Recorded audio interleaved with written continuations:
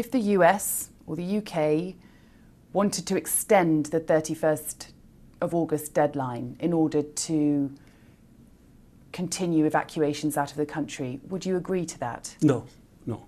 Why not? This is something, you can say it's a red line. President Biden announced this agreement that until 31st of August they would withdraw all their military forces. So if they extend it, that means they are extending occupation. While there is no need for that, I think it will deteriorate the relation, will create mistrust between us. If they are intent on continuing the occupation, so it will provoke a reaction. Let's talk about the situation at the airport. People are very afraid of what life may look like under your rule. People are prepared to leave everything behind. They're prepared to risk their lives to leave the country. What would be your message to them? First, I assure you, it is not about their worry and not about their scare. This is about they want their demand to resettle in Western countries. And that is a kind of economic migration, because Afghanistan is a poor country and 70% of the people of Afghanistan are living under the line of poverty. So everyone wants to resettle in Western countries to have a prosperous life. So that is, it is not about scare. Of course, for their justification to go there, they exaggerate, scare and terrified and so. So we know the Afghans. This is our society. This is not the fact they are scared.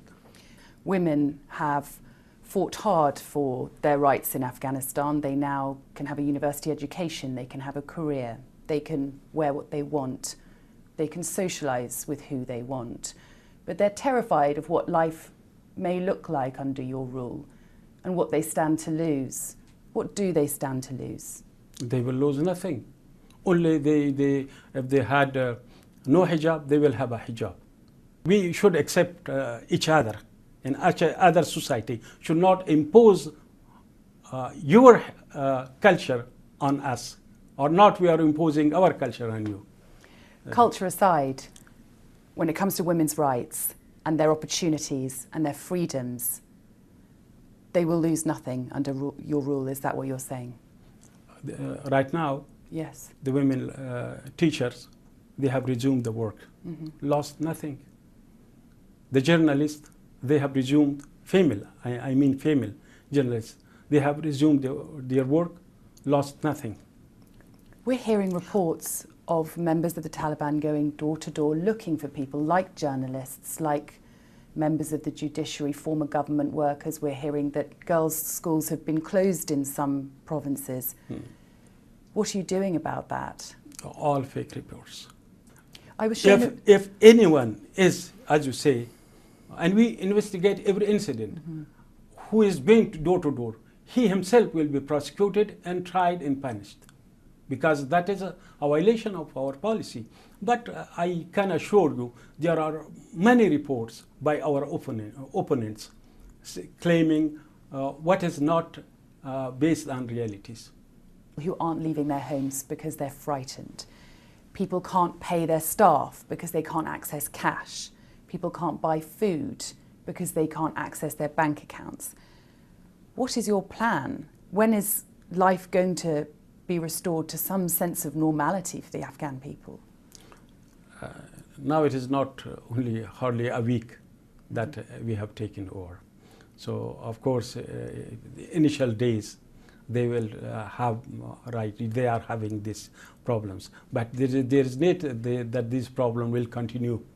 As I said, everything will be restored. They will have all access to all these needs, to banks and receiving their salaries and everything what is needed and what is expected from our government, they will have access to that.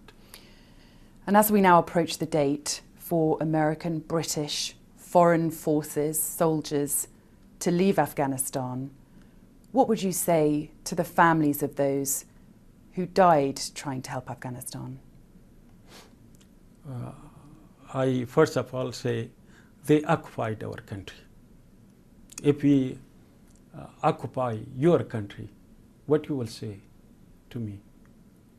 If I killed your people in your country, what you will say? I think our people suffered a lot, bloodshed, destruction, everything. But we say the past is the past story, a part of our past history. Now we want to focus on future. In future, we want cooperation with all countries. Yes, the past was very painful. Yes, but still, one thing I say, we were fighting them in our country. And we didn't send any group to fight them in their countries while we had these capabilities, because we do not have foreign agenda. I think it was a mistake, a great mistake.